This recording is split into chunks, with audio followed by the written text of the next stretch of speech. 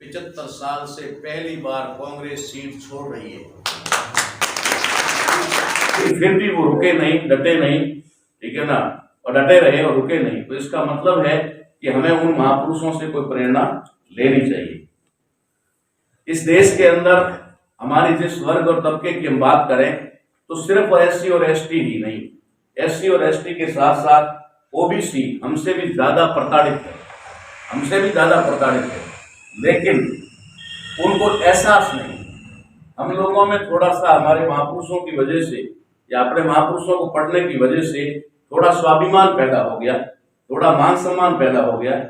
मैंने एक बालोतरा के कार्यक्रम में आपको एक उदाहरण दिया था कि अगर कोई आदमी मर जाए और वो डेड बॉडी है, उस डेड बॉडी को आप लोग चाहे छुरी से काटो चाहे ब्लेड से काटो, लेकिन उसको कोई असर नहीं होता है। लेकिन एक जिंदा आदमी है जिसको अभी जिंदा है, सांसें हैं, उसको अगर छोटी सी पिन भी टच करोगे तो भी शरीर में हरकत होगी। तो हमारा जो समाज है उसमें जिस प्रकार से अपने महापुरुषों की वजह से थोड़ा बहुत स्वाभिमान आया और हमारा जमीर जो जागा, जिंदा हुआ, उस जमीर की वजह से, जागने की वजह से हम लोगों को जरा सी भी कहीं पर भी अपमानजनक बात आती है तो हमें ठेस लगती है। इसलिए हम लोग लड़ते हैं, इसलिए हम क्रांति करते हैं। लेकिन हमारा ओबीसी भाई जो है वो क्रांति नहीं कर पाता, क्योंकि उसके साथ में अनटचेबिलिटी नहीं होती, शोषण सबसे ज्यादा उनका होता है। तो ये जो तीनों वर्ग है, एससी, एसटी और ओबीसी, और इन तीनों वर्गों में से इस सड़ी गली व्यवस्था और ऊंच नीच भेदभाव और असमानता वाली व्यवस्था से परेशान आकर के हमारे कुछ भाइयों ने धर्म परिवर्तन कर लिया। तो वे धर्म परिवर्तित लोग जो है वो भी हमारे भाई हैं। इन तमाम लोगों के दर्द को और मर्म को हमने समझने की कोशिश की और वामसेन जैसे संगठन के माध्यम से हम लोगों ने इनको समझने और समझाने का प्रयास किया और इन लोगों को एक साथ जोड़ने का काम शुरू किया। आज मुझे खुशी है, बहुत ही अच्छा लग रहा है कि यहाँ पर जो प्रयास हमने शुरू किया था वो प्रयास आज यह रंग लाता हुआ दिखाई दे रहा है। कम से कम हमारी दो कौम, एससी और एसटी, खास करके हमारे भील और मेघवाल, ये एक जाजम पर बैठना शुरू हो गए। इससे मुझे ऐसा लगता है कि मैंने अपना जो जीवन कुर्बान किया उसमें कहीं न कहीं मुझे बहुत ही अच्छा लग रहा है। आप लोगों का यहाँ उपस्थित रहना ये मेरे लिए बहुत ही गर्व की बात है। तो ये जो हम समझे कि हमारे ये वर्गों में, समझा समाज के अंदर हम लोगों ने पढ़ा है और जानते भी हैं कि हमारा कितना शोषण हुआ 2000 साल से, यानी कि एक पीढ़ी हम 22 साल की 23 साल की माने तो 100 पीढ़ियों का हमारा शोषण हुआ। उन 100 पीढ़ियों के शोषण के बाद हम लोगों को एक अवसर, एक महापुरुष बाबा साहब अम्बेडकर की वजह से, हालांकि ये कड़ी उस समय से लगातार चल रही थी, आगे से आगे। और जो बाबा साहब है, बाबा साहब बनाने वाले जो महापुरुष थे वो सयाजी गायकवाड़ और साहू महाराज थे। वो एक कोल्हापुर रियासत के कुर्मी थे और एक बड़ौदा रियासत के भरवाड़ यानी रबारी थे। उनको साहू महाराज को तैयार करने वाले और प्रेरणा देने वाले ज्योतिबा फूले थे। ज्योतिबा फूले को प्रेरणा देने वाले छत्रपति शिवाजी महाराज थे। छत्रपति शिवाजी महाराज को प्रेरणा देने वाले तुकाराम जी थे। तुकाराम जी को प्रेरणा देने वाले गुरु नामदेव थे, ठीक है, जो साहेब कबीर और रविदास जी के भी गुरु हैं। तो इस प्रकार से ये कंटिन्यू कड़ी चलती आ रही है। लेकिन बाबा साहब अम्बेडकर को जब अवसर मिला, क्योंकि अवसर भी मिलना बहुत मुश्किल काम होता है, व्यवस्था के अंदर कौन काबिल है, शायद मैं समझता हूं कि इस देश के अंदर अंग्रेज जो है वो एक मसीहा बनकर के भारत के अंदर आए, चाहे आए वो किसी भी उद्देश्य से हो, लेकिन हमारे समाज के लिए अंग्रेज जो है एक मसीहा के रूप में रहे। और उनकी वजह से, उन अंग्रेजों की वजह से ही हमारे समाज के अंदर बाबा साहब अम्बेडकर जैसे विद्वान पैदा हुए और उनको अवसर मिला। तो ये जो चीज है, ये कड़ी हम यहाँ तक समझते हैं कि बाबा रामदेव जी से लेकर के बाबा साहेब अम्बेडकर तक जो संघर्ष चला और उस संघर्ष का परिणाम ये आया कि इन्होंने अपने महापुरुषों की उस विचारधारा को ध्यान में रखते हुए उन्होंने इस देश के अंदर हजारों साल से जो हमारी समस्याएं थी, हम अधिकार वंचित थे, हम शोषित थे, पीड़ित थे, उन लोगों को अधिकार दिलाए। अधिकार दिलाने के लिए बाबा साहब अम्बेडकर ने विद्यार्थी जीवन से ही संघर्ष शुरू किया था। विद्यार्थी जीवन से ही वो लड़ते आ रहे थे और उनका सपना था कि एक ना एक दिन मैं अपने समाज को ये हक अधिकार दिला करके ही रहूंगा। जैसा कि उन्होंने बड़ौदा के अंदर जब उन्होंने संकल्प भूमि पर संकल्प लिया कि मैं इस असमानतावादी व्यवस्था को अगर जड़ से न उखाड़ पाया तो अपने आप को गोली मार दूंगा, ये बाबा साहब अम्बेडकर संकल्प लिया था, जिसे आज संकल्प भूमि के रूप में जाना जाता है। लोग वहां पर तीर्थ स्थान के रूप में जाते हैं। तो बाबा साहब अम्बेडकर ने वो शपथ ली थी उसी समय वो हमारे संघर्ष के लिए लड़ रहे थे। आप लोगों को, कई लोगों को जानकारी नहीं भी होगी, कुछ लोगों को जरूर होगी कि बाबा Saheb Ambedkar round table conference में गए, या राउंड टेबल कॉन्फ्रेंस जो हुई वो किस वजह से हुई, ये हम लोगों को नहीं पढ़ाया गया। हमारी एक तरह से विडंबना की बात ये रही कि हमारा असली इतिहास जो है वो छुपा दिया गया। वो तो हमारे वामसिक संगठन के माध्यम से हरिभाऊ नरके जो सत्यशोधक समाज के उस समय के अध्यक्ष थे, अभी पिछले साल ही उनका परिनिर्वाण हुआ है, उनके साथ में हमने 20 लोगों की टीम इंग्लैंड लंदन में भेज करके ये सारा इतिहास निकाला। तब जाकर हमें पता चला कर दिया गया। हमारे बच्चों को स्कूल में पढ़ाया जाता है, हमारे टीचर साथी, मैं भी टीचर था, मैं भी पढ़ाता था कि साइमन कमीशन भारत में आया, ठीक है ना, गांधी जी ने गो बैक नारा दिया, साइमन वापस जाओ, ये कहा, उसमें लाला लाजपत राय को ये हुआ वो हुआ, ये हमें पढ़ाया जा रहा, लेकिन हमें आज दिन तक ये नहीं पढ़ाया गया कि साइमन कमीशन भारत में आया क्यों था, किस लिए आया, ये नहीं पढ़ाया गया। बाबा साहब अम्बेडकर ने ब्रिटिश गवर्नमेंट को एक रिकमेंड लिखित में दिया था, मेमोरेंडम, उसके अंदर उन्होंने लिखा था कि इस देश के अंदर कुत्ते बिल्लियों को तालाबों में पानी पीने का अधिकार है, लेकिन मेरे समाज के लोगों को पानी पीने का भी अधिकार नहीं है। मंदिरों के अंदर जानवर जा सकते हैं, लेकिन हमारे समाज के लोग नहीं जाते। एक आदमी के छू लेने से दूसरा आदमी अपवित्र हो जाता है, इस अनटचेबिलिटी का हमें सामना करना पड़ता है। इस प्रकार का बाबा साहब अम्बेडकर ने समस्याओं का एक पुलिंदा जब वहां पर भेजा और उनको ये मेमोरेंडम दिया, तो ब्रिटिश गवर्नमेंट के लिए एक बहुत ही अजीब चीज थी कि किसी आदमी को छूने से आदमी अपवित्र हो सकता है, ऐसा कैसे, ये कैसे। तो इस बात को लेकर के ब्रिटिश गवर्नमेंट ने उस समय साइमन कमीशन, एक साइमन नाम के अंग्रेज की अध्यक्षता में एक कमीशन भारत में भेजा, उसका नाम था Simon commission. Simon commission Bharat में आया तो गांधी जी या कांग्रेस के जो भी उस समय के सवर्ण नेता थे, उन लोगों को पता चला कि अगर ये साइमन कमीशन भारत में काम करेगा, सर्वे करेगा, गांव-गांव जाकर के, शहर से जाकर के लोगों से पूछेगा, तो ये जो डॉक्टर अम्बेडकर ने लिखा है ये सत्य साबित हो जाएगा। और अगर ये सत्य साबित हो गया तो ब्रिटिश गवर्नमेंट ढूंढेगी कि इसके लिए जिम्मेदार कौन है, ये अनटचेबिलिटी, असमानता जो है उसके लिए जिम्मेदार कौन है। अगर वो जिम्मेदार ढूंढेंगे तो जिम्मेदार हम ही पाए जाएंगे, और हम पाए जाए तो फिर ब्रिटिश गवर्नमेंट हमें सजा देगी। इसलिए उन्होंने साइमन कमीशन का विरोध किया और गो बैक का नारा लगाया। जब साइमन कमीशन को भारत में काम नहीं करने दिया और साइमन कमीशन आधी अधूरी जानकारी लेकर के वापस जब ब्रिटिश गया, तो वहां पर बाबा साहब अम्बेडकर की वो बातें ब्रिटिश गवर्नमेंट के सामने रखी। उन्होंने कहा कि जिस तरीके से भारत के अंदर साइमन कमीशन का विरोध हुआ है, उसके अनुसार ऐसा लगता है कि डॉक्टर अम्बेडकर की हर बात जो है वो सत्य है, ऐसा लग रहा है। अगर सत्य नहीं होती तो उनको साइमन कमीशन को काम करने से रोकने की आवश्यकता नहीं थी। तो ब्रिटिश गवर्नमेंट ने इसका समाधान ढूंढा, और समाधान जब ढूंढा तो बाबा साहब अम्बेडकर को और भारत के इन तमाम नेताओं को राउंड टेबल कॉन्फ्रेंस के जरिए वहां पर आमंत्रित किया कि भारत के अंदर गांधी जी इस समय कोई बोलने या काम नहीं होने देंगे। इसलिए उन्होंने भारत के तमाम नेताओं को ब्रिटिश बुलाया, वहां इंग्लैंड गया और बुला करके लंदन में राउंड टेबल कॉन्फ्रेंस रखी।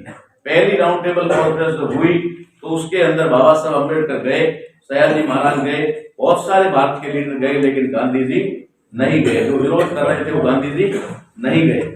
तो ब्रिटिश गवर्नमेंट ने वहां पर एक अवसर दिया कि भाई इस राउंड टेबल कॉन्फ्रेंस को हम पोस्टपोन करते हैं और सेकंड राउंड टेबल कॉन्फ्रेंस रखते हैं उसके अंदर। मगर उन्होंने उस समय एक हिदायत दी कि अगर Gandhi ji second round table conference में नहीं आते हैं तब भी राउंड टेबल कॉन्फ्रेंस होगी और उसमें एक तरफा निर्णय ले लिया जाएगा। इस प्रकार का जब संदेश गांधी जी को मिला तो सेकंड राउंड टेबल कॉन्फ्रेंस में गांधी जी गए। और गांधी जी ने वहां जाकर के ब्रिटिश सरकार के सामने और वहां पर जो सदन के सामने बात रखी कि डॉक्टर अंबेडकर झूठे हैं और डॉक्टर अंबेडकर जो कह रहे हैं ऐसी कोई बात नहीं है। हम जो जिनको अनटचेबल शब्द वो इस्तेमाल करते थे, जिसको हिंदी में अछूत कहते हैं, बाबा साहब अंबेडकर के ऊपर गांधी जी ने आरोप लगाया और कहा कि डॉक्टर अंबेडकर अछूत जो है, अनटचेबल जो है, ये हिंदू समाज का अभिन्न अंग है। क्या है? अभिन्न अंग, जिसे कभी अलग नहीं किया जा सकता। लेकिन डॉक्टर अंबेडकर इनको अलग करके हिंदू समाज को तोड़ने का काम कर रहे हैं। ये गांधी जी ने बाबा साहब अंबेडकर के ऊपर आरोप लगाया सदन के अंदर। तो उस समय चेयरपर्सन ने उनसे पूछा कि डॉक्टर अंबेडकर, गांधी जी ने आपके ऊपर आरोप लगाया है कि आप समाज को तोड़ने का काम कर रहे हैं, जैसे आज हम पर आरोप लग रहे हैं कि ये समाज को तोड़ने का काम कर रहे हैं, वैसे ही उनको ये कहा गया। तो बाबा साहब अंबेडकर ने कहा कि अगर आपकी इजाजत हो तो मैं गांधी जी के इस सवाल का जवाब देने के लिए गांधी जी से कुछ सवाल पूछना चाहता। तो वहां परमिशन ग्रांटेड हो गई कि ठीक है भाई पूछिए। बाबा साहब अंबेडकर ने पहला सवाल पूछा कि अगर अछूत, अनटचेबल जो है, ये अगर हिंदू धर्म का अभिन्न अंग है तो क्या इस अभिन्न अंग का आपके साथ में रोटी व्यवहार है? मैं गांधी जी से पूछना चाहता हूं, गांधी जी इसका जवाब दे कि क्या आपका इन अछूतों के साथ रोटी व्यवहार है? गांधी जी के पास में कोई जवाब न तो हाँ में था ना में था। गांधी जी चुप थे। दूसरा सवाल बाबा साहब अम्बेडकर ने पूछा कि गांधी जी, अगर अछूत अगर हिंदू समाज का अभिन्न अंग है तो क्या इनका और आपका बेटी व्यवहार होता है? गांधी जी उसके ऊपर भी चुप, ना हाँ या ना, कोई नहीं जवाब दे पाए। उसके बाद तीसरा सवाल बाबा साहब अम्बेडकर पूछते हैं कि क्या आपके मंदिरों में इनको प्रवेश है? क्या ये आपकी तरह पूजा अर्चना कर सकते हैं अगर ये आपका अभिन्न अंग है, अगर आपसे अलग नहीं है? चौथा सवाल बाबा साहब अम्बेडकर ने पूछा कि क्या आपके पानी के जो स्रोत हैं, उस समय कुआ तालाब जो होते थे, वहां पर क्या इन लोगों को पानी भरने का अधिकार है? गांधी जी चारों सवाल के ऊपर चुप थे। गांधी जी कोई जवाब नहीं दे पाए। बाबा साहब अम्बेडकर ने उस समय बात रखते हुए कहा कि मैं ऐसे 1000 सवाल गांधी जी से पूछ सकता हूं, 1000 सवाल गांधी जी से पूछ सकता हूं जिसका गांधी जी के पास में कोई जवाब नहीं है। लेकिन मैं गांधी जी को और ज्यादा जलील नहीं करना चाहता। बाबा साहब अम्बेडकर ने कहा कि मैं और ज्यादा इनकी बेइज्जती नहीं करना चाहता। इन्होंने मुझ पर आरोप लगाया कि मैं समाज को तोड़ रहा हूँ। समाज को कौन तोड़ रहा है? तो ये जब बात हुई, उसके बाद में अंग्रेज बाबा साहब अम्बेडकर के इस बात और इस काम से इतना प्रभावित हुए कि उन्होंने बाबा साहब अम्बेडकर को कहा कि अब तुम मांगो, क्या तुम्हें चाहिए, जो तुम्हें चाहिए वो मिलेगा। तुम अपनी बात रखो कि तुम इन अछूतों का, अनटचेबल लोगों का, भारत के अंदर शोषित और पीड़ित वर्ग का, पिछड़े वर्ग का, इसका कैसे तुम भला कर सकते हो, ये रास्ता तुम्हें ही बताना होगा, ये रास्ता हमारे पास में नहीं। तो बाबा साहब अम्बेडकर ने जो रास्ता उस समय बताया था, उसके 4 अधिकार जो बाबा साहब अम्बेडकर ने मांगे थे, उन 4 अधिकारों में, वो लंबी चौड़ी बात हो जाएगी, मैं इतनी गहराई में नहीं जाऊंगा, मैं सिर्फ आपको यहाँ तक लाया हूँ ताकि जिस उद्देश्य से, जिस मकसद से मैं आपके बीच में आया हूँ वो आपको समझ में आ सके। बाबा साहब अम्बेडकर ने 1932 में राउंड टेबल कॉन्फ्रेंस में जो 4 अधिकार मांगे थे और अंग्रेजों ने मंजूर कर दिए थे, उन 4 अधिकारों में से एक अधिकार था आपके वोट का अधिकार। आपके वोट की कहानी और सिलसिला कहां से शुरू होता है, ये अगर आप नहीं समझेंगे तो आप गफलत में वोट जैसे पहले देते रहे वैसे ही देते रहोगे। ये बात ही हमें आपको समझानी है। बाबा साहब अम्बेडकर ने इतनी लड़ाई संघर्ष करके जो 4 अधिकार हासिल किए थे, उनमें एक अधिकार था वोट का अधिकार। अंग्रेजों ने पूछा था कि वोट के अधिकार से क्या होगा, तो उन्होंने, बाबा साहब अम्बेडकर ने कहा कि वोट के अधिकार से ये होगा कि जब मेरे लोगों को हर 21 वर्ष के स्त्री पुरुष लड़के लड़की को वोट देने का अधिकार होगा तो वे अपना सच्चा, ईमानदार, निष्ठावान प्रतिनिधि चुन करके संसद में भेजेंगे, विधानसभा में भेजेंगे और वे अपने समाज की लड़ाई लड़ेंगे। नहीं तो अब तक, उस समय तक क्या था, उस समय हमारे लोगों को वोट का अधिकार नहीं था। जो ग्रेजुएट लोग होते थे या टैक्स देते थे, वही लोग वोट देते थे। तो ग्रेजुएट कौन थे? हमें पढ़ने लिखने का अधिकार नहीं था, मैं से कोई ग्रेजुएट नहीं था, किसी तरीके से हमारा कोई बिजनेस ही नहीं था, धंधा ही नहीं था, तो हम टैक्स देने वाले कहाँ थे। इसलिए बाबा साहब अम्बेडकर ने ये राइट आपको दिलाया। अब ये लड़ाई बाबा साहब अम्बेडकर को उस समय लड़नी पड़ी, और अधिकार जो आपको वोट का दिलाया वो क्यों दिलाया, ये बात अगर समझ में नहीं आती है तब भी हम वोट का मिसयूज करते रहे। बाबा साहब अम्बेडकर एक बात जानते थे, वो लड़ाई किस लिए लड़ रहे थे। वो लड़ाई लड़ रहे थे कि शोषित और वंचित समाज को मैं अधिकार दूंगा, दे करके रहूंगा, ये उनके जीवन का संकल्प था। लेकिन साथ साथ में उनको ये भी संकल्प था, ये भी जानकारी थी, जैसे आज अपन कहते हैं एक आदमी अगर अपने बेटे को अगर तो सही है, अपने बेटे को अगर मोटरसाइकिल लाकर देना चाहे, मोटरसाइकिल देकर लाकर दे तो देगा, उसके पास पैसा है, बेटे की डिमांड दे देगा। लेकिन अगर बेटा मोटरसाइकिल चला नहीं सकता या उसको चलाना नहीं आता, ठीक है, तो क्या करेगा, वो अपनी जान खतरे में डाल देगा। इसलिए एक समझदार बाप तब तक उसको मोटरसाइकिल ला करके नहीं देता जब तक वो मोटरसाइकिल चलाना ना सीख ले या लाइसेंस उसको ना मिल जाए, तब तक वो उसको गाड़ी लाके नहीं दे सकता या नहीं दे देता।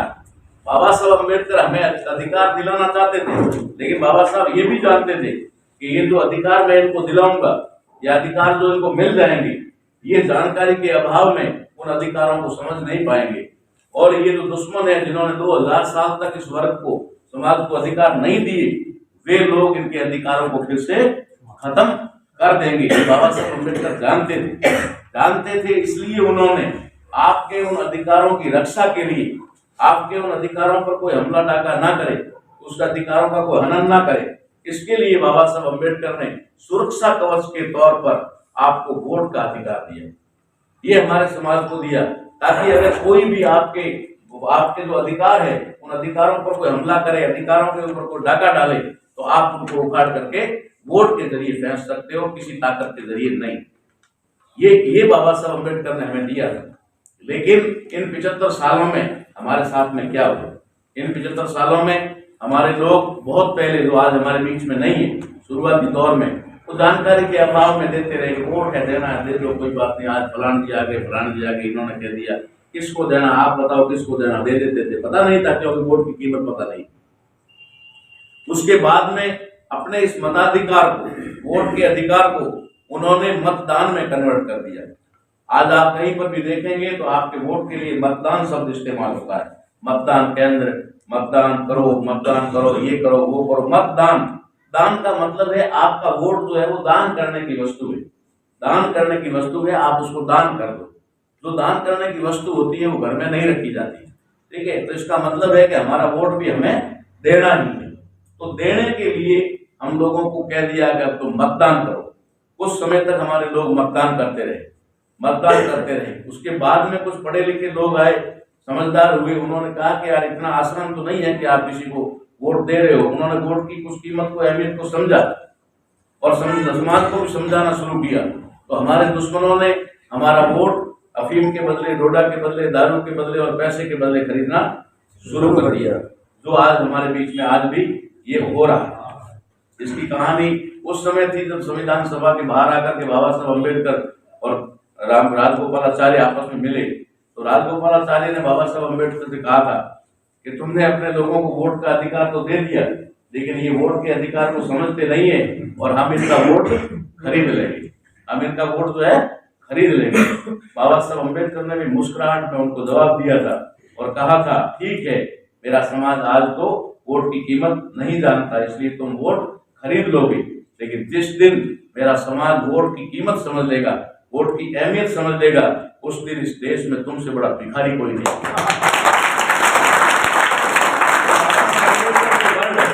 बाबा साहब अम्बेडकर के वर्ड है कि जिस दिन मेरा समाज वोट की कीमत समझ जाएगा, उस दिन तुमसे बड़ा कोई भिखारी नहीं होगा। इसलिए उन्होंने हमेशा हमारे वोट के अधिकार को हमें नहीं बताया, एहसास नहीं होने दिया, और कभी किसी लालच में, कभी किसी लालच में, जैसा भी व्यक्ति देखा वैसा, कोई अगर गाड़ी की अगली सीट में 15 दिन घूमने को तैयार है तो उसको बिठा करके, ठीक है, होटलों में कमरे लेकर के आस बात करो और अपने समाज का इस्तेमाल करो। बाकी लोगों को, किसी को दारू पिला करके, किसी को पैसे दे करके, जैसा व्यक्ति देखा वैसा उन्होंने हमारे वोट का हनन किया।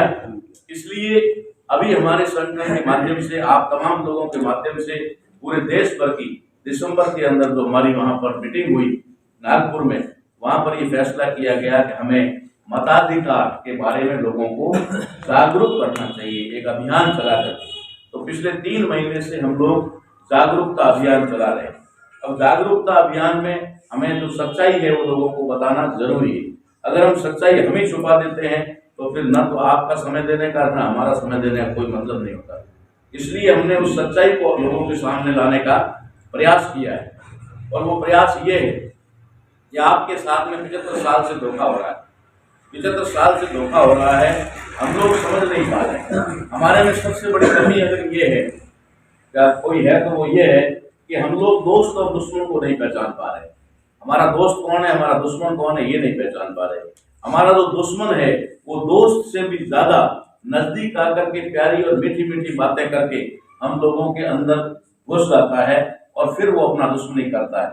हमारा अपना जो होता है वो व्यक्ति कड़वे शब्द भी कह देता है, तो कड़वे शब्द हमारे लोगों को खराब लगते हैं और मीठे शब्द जो उनके हैं वो अच्छे लगते हैं। इस स्थिति के अंदर उन लोगों ने हमेशा हमें ठगने का प्रयास किया। ये 75 साल जो हुए हैं, जिसके अंदर हमने लगभग 52 के बाद भी माने 73-74 साल हमको वोट देते हो गए। तो ये वोट जो है, जिसको बाबा साहब अम्बेडकर ने खुद लिखा है, मेरी नहीं बात कह रहा हूँ, उन्होंने लिखा है कि ये वोट का जो मैं अधिकार तुम्हें दिला रहा हूँ, ये अधिकार कोई छोटा मोटा अधिकार नहीं है। और ये जो वोट जो है ये कोई छोटा मोटा हथियार नहीं है, ये 100 ब्रह्मास्त्रों से भी बड़ा ताकतवर है। ये वोट अभी आपने कांग्रेस की सरकार को हटाया, वोट के माध्यम से हटी ना। अब बोले वो कैसे भी हुई, लेकिन माध्यम तो वोट है। भले ईवीएम में गलत गया, उधर गया, इधर गया, कुछ भी हुआ, लेकिन जरिया तो वोट है ना। मशीन गन से तो अशोक गहलोत नहीं हटा, ठीक है, तलवार से तो नहीं हटा, ठीक है, पैसे की ताकत से तो नहीं हटा, हटा किससे? वोट से। तो ये वोट की ताकत है कि एक राजा को भी घर बिठा सकती है, और एक घर बैठे हुए व्यक्ति को जिसका नाम भी पता नहीं था उसको राजा बना सकती है। ये वोट की ताकत है। ये अगर हम नहीं समझेंगे तो फिर हमारे वोट का मिसयूज होता रहेगा। इसलिए हमने लोगों को समझाने के लिए बेड़ा उठाया और कार्यक्रम चलाया कि आप अपने वोट की अहमियत और वोट की कीमत समझो। तो वोट की कीमत समझने लगे हैं लोग। जब हम लोग 3 महीने से अब तक करीबन मेरे ख्याल से 2000 से ज्यादा ही मीटिंगें ले चुके हैं जन जन तक, और लगभग 90% गांवों तक भी हम पहुंच गए। अभी मेवानगर में भी है, तो लगभग मैं 3री बार 4थी बार आया। तो कई गांव तो ऐसे 3-3, 4-4 बार गए, कई गांव अभी भी अछूते हैं, वहां जाना है। तो ये जो कार्यक्रम हम चला रहे हैं, किस लिए चला रहे हैं कि आपके वोट का मिसयूज कैसे होता है। आज की तारीख में आपका वोट, जब हमारे लोगों में जागृति बढ़ गई तो उन्होंने कहा न दारू न पैसा न कुछ नहीं, हम तो वोट अपने विवेक से देंगे, हम सोच समझ करके वोट देंगे, जो हमारे अधिकारों का हनन करेगा उसको वोट नहीं देंगे। तो उन्होंने कहा ठीक है, कैसे नहीं देते हो। उन्होंने ईवीएम मशीन लाई। ये कब हुआ? ये कांशीराम साहब प्रभाव में आए। कांशीराम साहब जब प्रभाव में आए, और जब इनका जो सिस्टम था ना कांग्रेस और बीजेपी का, कांग्रेस और बीजेपी का क्या सिस्टम है, ये हमारी सबसे बड़ी भूल है कि हम कांग्रेस और बीजेपी के सिस्टम को नहीं समझ पाए। कांग्रेस और बीजेपी का कोई सिस्टम नहीं, कोई ऐसा नहीं है कि ये दो है, ठीक है, कहीं पर भी ये दो नहीं है, ये सिर्फ एक ही है। लेकिन इन्होंने बाड़े 2 बना रखे हैं, 2 बाड़े बना करके एक गैर बीच में खोल दिया। बाड़े 2 बना दिए और गैर एक खोल दिया। अब आप कांग्रेस से तंग आओ तो बीजेपी में जाओ, बीजेपी से तंग आओ तो कांग्रेस में जाओ। जब 5 साल कांग्रेस जूते मारे तो बीजेपी ले आओ, बीजेपी 5 साल जूते मारे तो कांग्रेस ले आओ, कांग्रेस मारे तो फिर बीजेपी ले आओ। इसके अलावा हम कर नहीं पा रहे कुछ, हम कुछ नहीं कर पा रहे। हम कांग्रेस बीजेपी के इस गैप में उलझ गए। और कांग्रेस और बीजेपी जिस तरीके से देश की सारी पार्टियों के ऊपर लेबल है, कांशीराम जी की पार्टी बसपा किसकी है साहब? समारोह की, ठीक है, जाटवों की। चंद्रशेखर आजाद की पार्टी किसकी साथ होगी? समारोह की। छोटू भाई वसावा ने पार्टी बनाई बीटीपी किसकी है साहब? के आदिवासियों की। अभी राजकुमार रोत ने पार्टी बनाई किसकी है? सब भीलों की, ठीक है। हनुमान बेनीवाल ने पार्टी बनाई किसकी है? जाटों की। लालू प्रसाद यादव ने पार्टी बनाई किसकी है? तो यादवों की। मुलायम सिंह ने यूपी में पार्टी बनाई किसकी है? यादवों की। नीतीश कुमार ने पार्टी बनाई किसकी है? कुर्मियों की। शरद पवार ने पार्टी बनाई किसकी है? मराठों की। इस प्रकार से जो ओवैसी है उसने पार्टी बनाई तो किसकी है? मुसलमानों की। हमारा सवाल है कांग्रेस और बीजेपी किसकी है? ये कोई नहीं पूछ पाया, कोई समझ भी नहीं पाया।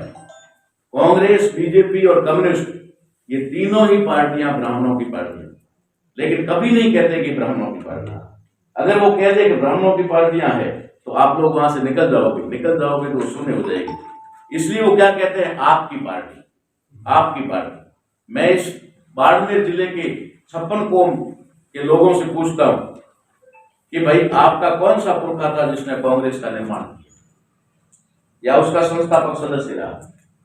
कोई जाट रहा हो तो बताए, कोई विष्णुई रहा हो तो बताए, कोई राजपूत रहा हो तो बताए, कौन सा है? कोई दावेदारी करके बताए। और SC ST का तो कह ही नहीं सकते। तो कौन व्यक्ति है जिसने कांग्रेस बनाई? दूसरा सवाल है कौन व्यक्ति है जिसने बीजेपी बनाई? जो हमारी 56 कौम में से SC ST OBC के अंदर से कौन व्यक्ति? फिर हम क्यों कह रहे हैं कि हमारी पार्टी? लेकिन उन्होंने ऐसा गैर बनाया कि इनको मूर्ख बनाने के लिए। लेकिन उस बाड़े को कांसीराम साहब ने तोड़ करके कहा कि नहीं, हम भी हमारा वोट हमारा, राज तुम्हारा नहीं चलेगा। ये जब पहली बार नारा दिया, मुलायम सिंह ने पार्टी बनाई, लालू ने पार्टी बनाई, फिर पार्टियों का अंबार आने लगा, तो इन लोगों ने सोचा, कांग्रेस और बीजेपी के अंदर ब्राह्मणों ने सोचा कि अगर ये सारे वोट, अगर समारोह के वोट कांसीराम के साथ चले जाएंगे, यादवों के वोट लालू और मुलायम के पास चले जाएंगे, कुर्मियों के वोट अगर नीतीश के पास चले जाएंगे, इस प्रकार से वोट जाति वाइज चले जाएंगे तो हमारे पास तो कुछ बचेगा ही नहीं, हमारे पास कुछ नहीं बचेगा और हम वोट कैसे लेंगे? इसलिए उन्होंने EVM मशीन का सहारा लिया। आज EVM मशीन के माध्यम से वो वोट ले रहे हैं। आज इस देश के अंदर देश की 90% भी नहीं 95% जनता, कुछ 5% अंधभक्तों को छोड़ करके 90-95% जनता सड़कों पर है कि नहीं है? किसान सड़कों पे पड़े कि नहीं पड़े? किसानों के लिए किले बिछाई जा रही कि नहीं जा रही? आज स्टूडेंट जयपुर के अंदर बैठे हैं कि नहीं बैठे? बेरोजगार जयपुर में धरना दे रहे हैं कि नहीं दे रहे? ठीक है ना? स्टूडेंट हमारे फीस की वजह से क्या कॉलेज और स्कूल छोड़ रहे हैं कि नहीं छोड़ रहे? ये सारी चीजें, फिर कुल्ली भी अब तो हड़ताल पे उतर गए, ड्राइवर भी हड़ताल पे उतर गए, मजदूर हड़ताल पे उतरे हुए हैं। इसी प्रकार से OPS पुरानी पेंशन को लेकर कर्मचारी सारे के सारे सड़कों पर उतरे हुए हैं। आज वो असंतुष्ट है, तो आखिर में उनको जो 370 और 400 पार करवा कौन रहा है? इसलिए साथियों, आप लोगों को ये समझाने और जगाने के लिए आए कि EVM मशीन जब तक है तब तक इस देश में सपने में भी मत सोचना कि आपका कोई राज है। आज हमारी राजनीतिक पार्टियों का क्या हाल हो गया? जितनी भी राजनीतिक पार्टियां बनी हुई है उनके कैंडिडेटों की जमानत जब्त हो रही है। उनको 500 और 1000 से ज्यादा वोट नहीं मिल पा रहे MLA और MP में। ये स्थिति बनी हुई है और उनके लोग जीत करके जा रहे हैं। तो ये क्या खेल है? ये EVM मशीन का खेल है। इसलिए EVM मशीन को बैन करवाना, EVM मशीन को बैन करवाना है तो ये न तो किसी सुप्रीम कोर्ट के वकील का काम है, न कोई सुप्रीम कोर्ट के जज का काम है। सुप्रीम कोर्ट के जज ने अभी सुप्रीम कोर्ट के जज ने EVM मशीन पर रोक लगाने के लिए उन्होंने चुनाव आयोग को नोटिस भेजा। पढ़े लिखे लोगों को पता होगा, नोटिस भेजा। जब MP और राजस्थान के चुनाव हुए उसके बाद में CGI DY चंद्रचूड़ ने नोटिस भेजा, तो उन्होंने इलेक्शन कमीशन ने सरकार से पूछा कि अब ये नोटिस आया, इसका क्या जवाब दें। सुप्रीम कोर्ट ने हमें नोटिस दिया है, तो उन्होंने हाथों हाथ पार्लियामेंट के अंदर, राज्यसभा के अंदर बिल पास किया और बिल पास करके कहा कि अब सुप्रीम कोर्ट और चुनाव आयोग बराबर है। अब सुप्रीम कोर्ट चुनाव आयोग को नोटिस नहीं दे सकता। कितना बड़ा बदलाव इस देश के अंदर हो रहा है, किस तरीके से अनहोनी हो रही है। अरे सुप्रीम कोर्ट के बराबर अगर इलेक्शन कमीशन आ गया तो फिर सुप्रीम कोर्ट क्या रहा? फिर सुप्रीम कोर्ट तो कुछ है ही नहीं। लेकिन उसके बाद में भी CCI ने कहा कि चलो जनता की अदालत है, जनता की अदालत में बात की जाएगी। तो उन्होंने जब लोगों ने याचिका दी, वहां पर पेश की, तो उसके बाद में उन लोगों ने क्या किया, जो सुनवाई की बेंच थी, EVM के ऊपर सुनवाई की जो बेंच थी, उसमें 2 जज दूसरे होते हैं और एक CGI होता है। अधिकांश जो बड़ी हमारी जो होती है ना, वो क्या कहते हैं उसको, बेंच, या फिर बड़े मुद्दे, उनके ऊपर जो बेंच बनती है 5 की बनो, 7 की बनो या 3 की बनो, उस बेंच में CGI chief justice of India अनिवार्य होता है। आपके EVM मशीन की सुनवाई में CGI को बाहर कर दिया रजिस्ट्रार ने। अब आप देख सकते हैं कि ताकतवर कौन है। आपका चीफ जस्टिस ऑफ इंडिया उस बेंच से बाहर है। जब उसको बाहर निकाला है तब वो पूरे देश में घूम रहा है, अदालतों में जाकर के डिस्ट्रिक्ट जजों से बात कर रहा है और बात करके कह रहा है कि अब देश के अंदर न्याय नहीं बचा है, इस देश को बचा दो। यही डीवाई चंद्रचूड़ है जिसने ज्वाइनिंग मतलब जो नियुक्ति ली थी, जज की शपथ ली थी, उस समय कहा था कि इस देश में किसी को न्याय नहीं मिल सकता, इसलिए आम जन को सड़कों पर आना चाहिए। मैं आपके साथ रहूंगा। आज वो सड़कों पर उतरा हुआ है लेकिन हम सड़कों पर नहीं है। ये हमारे लिए एक बहुत बड़ी दुर्भाग्य और विडंबना की बात है कि हम जागृत नहीं है। हमारा वोट किस प्रकार से वो मशीनों से ले रहे हैं। पूरा देश सब मशीनों के खिलाफ खड़ा है। सुप्रीम कोर्ट के जज, सुप्रीम कोर्ट के वकील, सामाजिक संगठनों के नेता, हम तमाम सब लोग खड़े हैं दिल्ली में जंतर मंतर के ऊपर, लेकिन उनके कान पे चूं तक नहीं रह रही। उनको किसी बात का डर नहीं है, बेखौफ कह रहे नहीं ईवीएम से ही होगा। इसलिए साथियों हम लोगों को फैसला लेना पड़ा। हमने फैसला लिया। क्या फैसला लिया कि अगर तुम सुप्रीम कोर्ट के नोटिस को नहीं मानते हो तो सुप्रीम कोर्ट से भी ऊपर एक अदालत है, लोकसभा से भी एक ऊपर अदालत है। आपके चुनाव आयोग ही नहीं, आपकी लोकसभा के ऊपर भी और राष्ट्रपति के ऊपर भी अदालत है, और वो अदालत है जनता की। क्योंकि आपकी लोकसभा आपका राष्ट्रपति की जनता से बनता है, आपके चीफ जस्टिस और जो सिस्टम पूरा है वो जनता से चलता है। इसलिए हमने जनता का नोटिस जारी किया। जनता का नोटिस सोशल मीडिया पर वायरल है, आप मेरी फेसबुक आईडी पे जाके देख सकते हैं। हमने भेजा जनता की तरफ से नोटिस में हमने साफ लिखा है कि अगर ये मशीन बैलेट पेपर लेकर आपकी पोलिंग आएगी तो हम गाजे बाजे के साथ फूल आपने करेंगे। बैलेट पेपर लेके आएगी, अगर ईवीएम मशीन लेकर आएगी तो पहले तो हम हाथ जोड़ करेंगे कि आप जैसे आए हो जाओ कि हमारे कर्मचारी हमारे रिश्तेदार है, हमारे गांव के पड़ोसी गांव के वो हमारे ही। हम उनसे विनती करें कि आप जो जैसे आए हो वैसे मशीन लेकर के वापस चले जाओ। अगर भी उनके ऊपर इलेक्शन का दबाव रहा, वहां पर किसी भी प्रकार की कोई हुई तो उसके लिए आयोग जिम्मेदार रहेगी। हमको नोटिस भेज दिया, लेके भेज दिया। ये जनता आधार है वोट के आधार से चुने, जिस जनता के वोट से तुम चुने जाते हो उसी जनता के अधिकारों का करते हो। ये दुनिया में कहाँ पर है, कहीं पर सिर्फ भारत है। और इसका सबसे बड़ा रीजन जो है आप सब अच्छी तरह जानते हैं कि इस देश के अंदर कोई जाति भेद नहीं है। जाति भेद किया हुआ कोई भी का कोई नहीं है, सिर्फ नस्ल भेद। जिस आरएसएस की आप कहते हैं, बहुत सुनने में लगता है कि ये इसका राष्ट्रीय संघ है। जो भी आदमी उसके साथ है वो सीना चौड़ा करता है कि मैं सेवक हूँ, मैं अपनी से स्वयं सेवक हूँ। लेकिन उस बड़े आदमी को ये पता है कि इसका नाम राष्ट्रीय स्वयं सेवक नहीं, ये राष्ट्रीय स्वयं सेवक संघ इसका नाम नहीं है। ये तो आपको मूर्ख बनाने के लिए दिया हुआ नाम। इसका जो रियल नाम है वो है racial social system. Racial social system का मतलब होता है, रेस का मतलब नस्ल, सोशल का मतलब सामाजिक, और सिस्टम का मतलब व्यवस्था। रेशियल सोशल सिस्टम, रेस का मतलब भारत में दो नस्ल के लोग हैं। एक भारतीय मूल के नस्ल के लोग जो हम लोग हैं, SC ST OBC की 6000 जातियां और धर्म परिवर्तित लोग, ये हम एक नस्ल के लोग हैं। और दूसरी नस्ल के लोग हैं यहूदी, जो भारत में बाहर से आए हुए, कभी वो आर्य बनते हैं, कभी वो ब्राह्मण बनते हैं, कभी वो देव बनते हैं, कभी कुछ बनते हैं। इस प्रकार से जो बसे हुए हैं ये लोग भारत की नस्ल के नहीं है। इसलिए भारत में जो झगड़ा है वो रेस का झगड़ा है। उनका पहले वर्ण व्यवस्था थी ना, ब्राह्मण क्षत्रिय वैश्य वर्ण व्यवस्था, अभी भी उनका सिस्टम यही है। वो आरएसएस का नाम ही ये है, रेशियल सोशल सिस्टम, यानी वर्ण आधारित सामाजिक व्यवस्था। वर्ण आधारित सामाजिक व्यवस्था, रेस के आधार पर वर्ण यानी रेस। तो ये लड़ाई है। इस लड़ाई को उन्होंने क्या किया, इस लड़ाई को ST और ST में कन्वर्ट कर दिया, इस लड़ाई को SC ST और OBC में कन्वर्ट कर दिया, इस लड़ाई को हिंदू और मुस्लिम में कन्वर्ट कर दिया, इसी लड़ाई को हमारे आपस में हमें लड़ाने में कन्वर्ट कर दिया और अपन खुद सेट हो गए। इसलिए आप लोगों से अनुरोध करने के लिए आए कि ईवीएम मशीन का हमें विरोध करना है, क्योंकि ईवीएम मशीन में ही उनकी जान है। अगर ईवीएम मशीन से चुनाव ना हो, मैं डंके की चोट पे कहता फिर राम सब जगह कि ईवीएम मशीन हटा दो, बैलेट पेपर ले आओ और उसके बाद में 370 नहीं 70 लेके निकालो। अगर ईवीएम बैलेट पेपर से चुनाव होता है तो देश के अंदर मैं आपको 445 में से 543 में से दावे के साथ कह सकता हूं कि 300 से ज्यादा सीटें निर्दलीय होंगी आएगी, ना कोई कांग्रेस में आएगी। मुझे पता है, लेकिन उनको मालूम है, उनका सेटिंग है कि अब तुम राज करो, अब तुम राज करो। 5 साल हम करेंगे, 5 साल तुम करेंगे। 10 साल मनमोहन सिंह जी ने किया, 10 साल मोदी जी ने कर दिया। अब 10 साल के लिए झगड़ा चल रहा है, थोड़ा बहुत उसट जाएगा, लेकिन हमारे तो सिर में वही जूता आने वाला है, हमारे अधिकारों का हनन होने वाला है। अभी अभी आपने देखा होगा राम मंदिर का उद्घाटन हुआ या जो भी कहते हैं प्राण प्रतिष्ठा हुआ। हमारे बड़े बड़े लोगों ने समझा कि राम जी का मंदिर बना।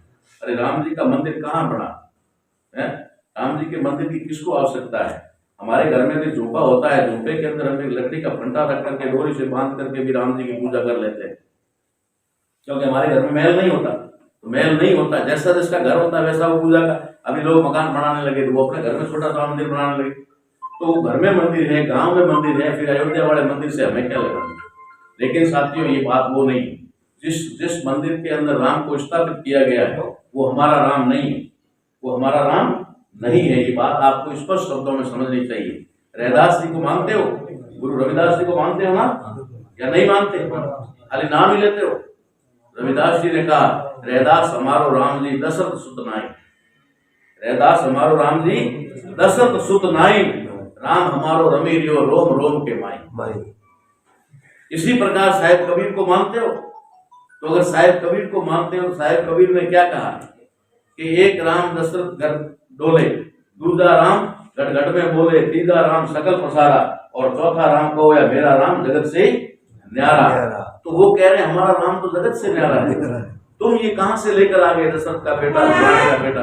ये कोई दशरथ का बेटा नहीं है, न को दशरथ हुआ, न को दिलीप हुआ, न को रघु हुआ, न कुछ भी नहीं हुआ। इस देश के अंदर सिर्फ और सिर्फ पुष्यमित्र शुंग और वृद्धत हुआ। पुष्यमित्र शुंग ने वृद्धत की हत्या की, वही पुष्यमित्र शुंग को वापस उन्होंने स्थापित किया।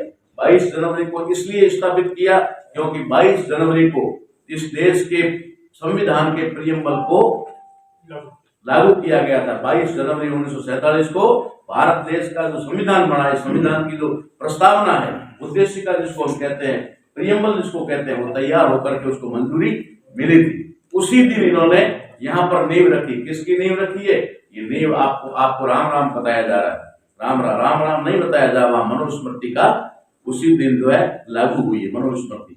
इसलिए उनका जो गीत अभी चल रहा है, वो गीत भी हमारे लोग सुन करके नाचते तो हैं बहुत बड़े, लेकिन समझते नहीं।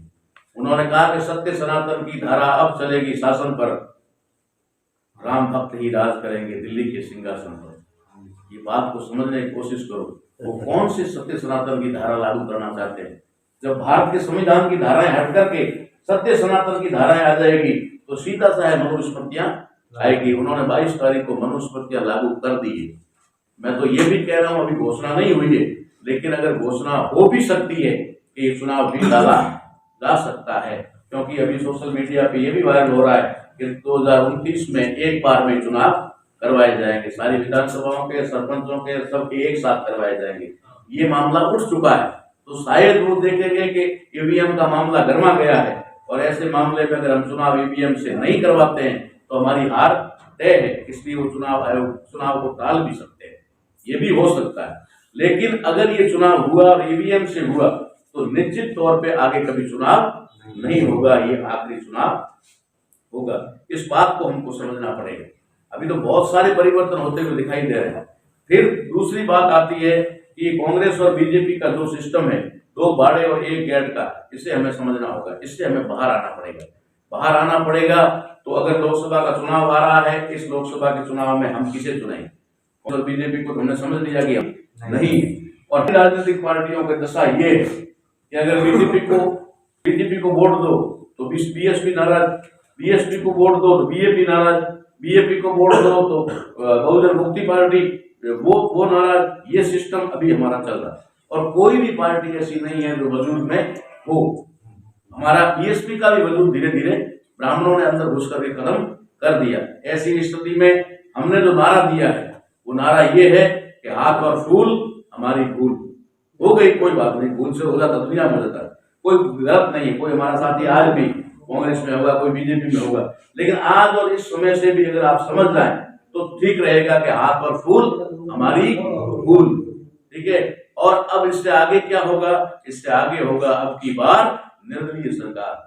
निर्दलीय यानी समाज जिसको चाहेगा, SC ST OBC और माइनॉरिटी, 4 वर्ग और 56 कौम के लोग जिसको चाहेंगे उसको खड़ा करें और उसको वोट दे और उसको जितवा करके वहां भेजे। वहां हम कह रहे हैं कि जो हमारा अभी प्रयास चल रहा है 200 से 250 सीटों पर अभी हम लोग ये कारवा शुरू कर चुके हैं। 150 सीटों पर हमने 23 दिसंबर को शुरू किया था, उसके बाद अब तक 250 से 300 सीटों पर जा रहा है मामला, और बहुत सारी जगह से हमको मैसेज आ रहे हैं। छोटू भाई वसावा भी, बीटीपी के अध्यक्ष भी कल मेरे पास फोन आया और उन्होंने कहा कि दादा तो वो है बड़े, लेकिन मेरे को बोला, उन्होंने कहा कि मैं भी निर्दलीय चुनाव लड़ रहा हूँ, सांसद का निर्दलीय चुनाव लड़ रहा हूँ, क्योंकि मैं 2018 में उनको कह के आया था देखिए ये पार्टी और यहाँ का एमएलए का ये इनके बेटों अपने बेटों को दे दो और आप दिल्ली पहुंचो।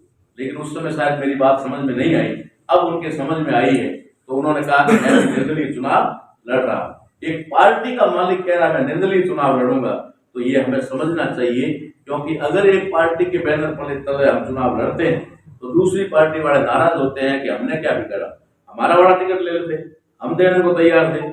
इसलिए हमने सभी पार्टियों से अनुरोध किया कि निर्दलीय उम्मीदवार ही चुनाव लड़ेगा, और वो आइडियोलॉजी में आपका होगा तो वो आप अपना समझ लीजिए कि बीटीपी का भी है, बीएमपी का भी है, बीएसपी का भी है और बाप का भी है, सबका है, ये मान करके हमें चलना पड़ेगा। तो इस बार हम लोगों को निर्दलीय उम्मीदवार ऐसे खड़े करने होंगे जो पार्लियामेंट में जाकर के बोले। ये 5 साल तक पार्लियामेंट में क्यों नहीं बोलते? क्योंकि इन लोगों को पार्लियामेंट के बारे में ही नहीं पता है। इनको इतना जरूर पता है कि गाड़ी के आगे एमपी की प्लेट लगा दो, उसके बाद में जो मर्जी करो, पैसा कमाओ, कैसे कमाना है उस पद का दुरुपयोग करो, वरना उनको एबीसीडी मालूम नहीं है। जो लोग मंचों पर खड़े होकर के अपने देश के नाम के लिए हिंदुस्तान बोलते हैं, उन लोगों को अपने देश का नाम पता नहीं। बाबा साहब अम्बेडकर ने लिखा है इंडिया दैट इज भारत, तो इंडिया है वो भारत है। हिंदुस्तान शब्द कहीं पर भी नहीं, ना संविधान में है, न दुनिया में डिक्शनरी में है, और ना ही हिंदुस्तान शब्द कहीं पर भी दुनिया के यूएनओ के लिस्ट में। फिर ये हिंदुस्तान शब्द क्यों डाल रहे हैं? क्योंकि इनको मालूम है कि हमें हिंदू राष्ट्र बनाना।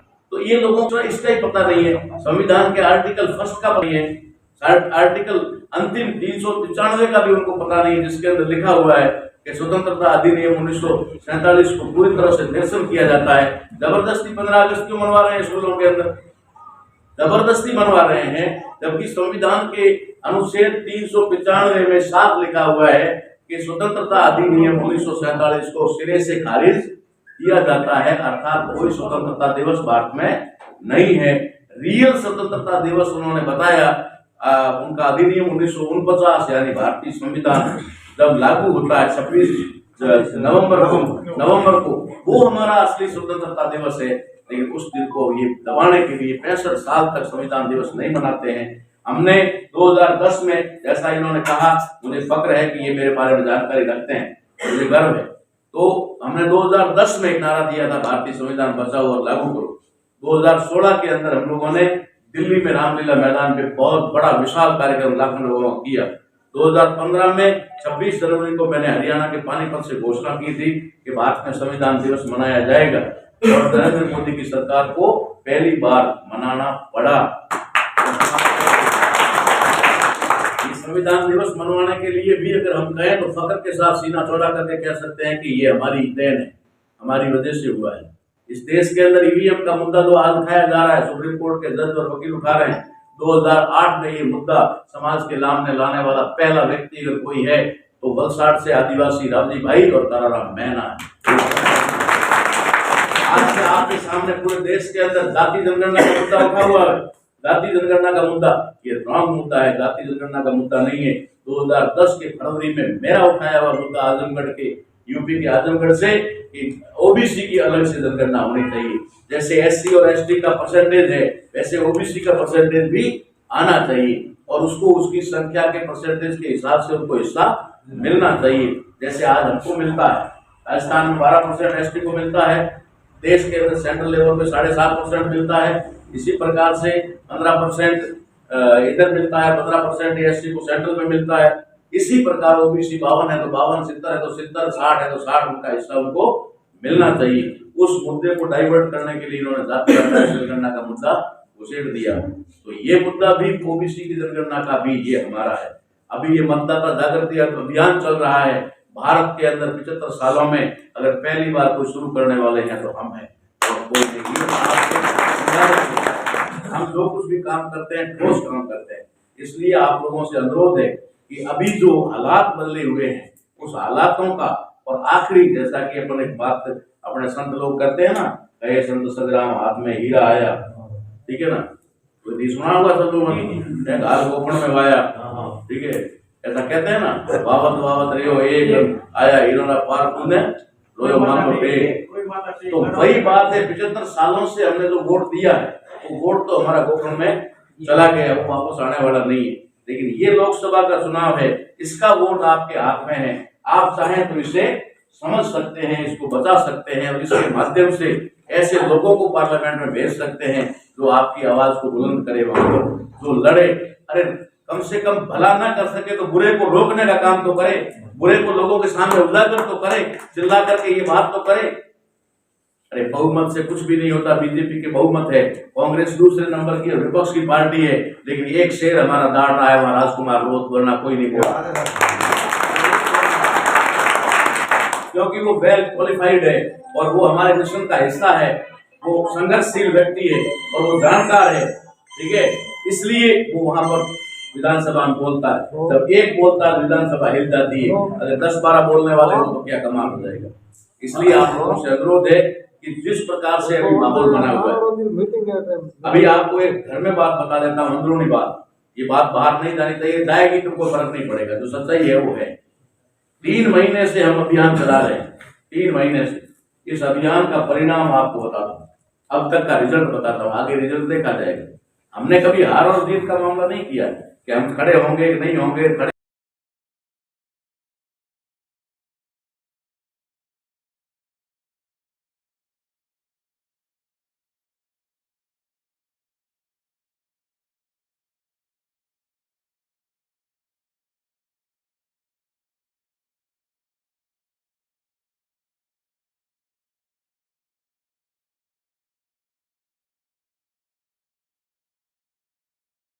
में लोकसभा चुनाव के अंदर 75 साल से पहली बार कांग्रेस सीट छोड़ रही है। ये हमारी जीत है प्रधान जी, हम जीते ना जीते, हम खड़े हो ना हो, समाज हमें वोट दे ना दे, लेकिन हमने नींव को हिला दिया है।